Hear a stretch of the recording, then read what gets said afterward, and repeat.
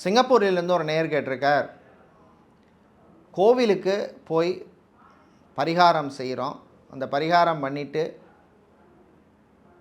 நேராக வீட்டுக்கு வரணுமா, இல்லை வேறு எங்கேயாவது போக வேண்டிய சூழ்நிலை ஏற்பட்டால், சப்போஸ் ஆஃபீஸுக்கோ இல்லை பிஸ்னஸ் பண்ணுற இடத்துக்கோ இல்லை வேறு ஏதோ ஒரு சொந்தக்காரங்க வீட்டுக்கோ, ரிலேஷன் வீட்டுக்கோ, ஃப்ரெண்ட்ஸ் வீட்டுக்கோ போகிறது தப்பு இல்லையா அப்படின்னு சொல்லி கேட்டிருக்காங்க.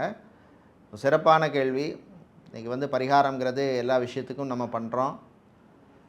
ஸோ அந்த பரிகாரம் பண்ண போனால் அந்த கோவிலுக்கு நீங்கள் போனீங்கன்னா அந்த பர்டிகுலர் கோவிலில் மட்டும்தான் போய் பரிகாரம் பண்ணிவிட்டு நீங்கள் திரும்பி நீங்கள் இருக்கிற இடத்துக்கு வர்றது தான் விசேஷம். ஃபஸ்ட்டு டூர் மாதிரி 10 கோவிலில் போய் சுற்றி பார்த்துட்டு அதுக்கப்புறம் வீட்டுக்கு வர்றது விசேஷம் கிடையாது. அதனால் பரிகாரம்னு நீங்கள் போனீங்கன்னா, இப்போ நீங்கள் ஒருத்தருக்கு ஹாஸ்பிட்டலில் போகிறீங்க, ஆப்ரேஷன் பண்ணுறீங்க, ஆப்ரேஷன் பண்ணிவிட்டு நீங்கள் நேராக வீட்டுக்கு தான் வருவீங்க.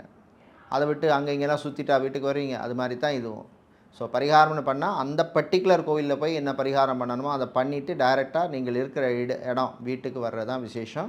தவிர்க்க முடியாத சூழ்நிலை வேணால் வேறு எங்கேயாவது போகலாமே தவிர, அதுக்காக நீங்கள் தங்குற இடம் ஹோட்டலோ லாட்ஜோ அங்கே போய் தங்குறது பிரச்சனை இல்லை. ஆனால் நேராக அதுக்கப்புறம் வீட்டுக்கு வாங்க. மற்ற கோயிலை சுற்றி பார்க்குறது, மற்ற இடங்கள் வீடுகளுக்கு போகிறதெல்லாம் அடுத்ததாக வச்சுக்கலாம் அதுக்கப்புறம்.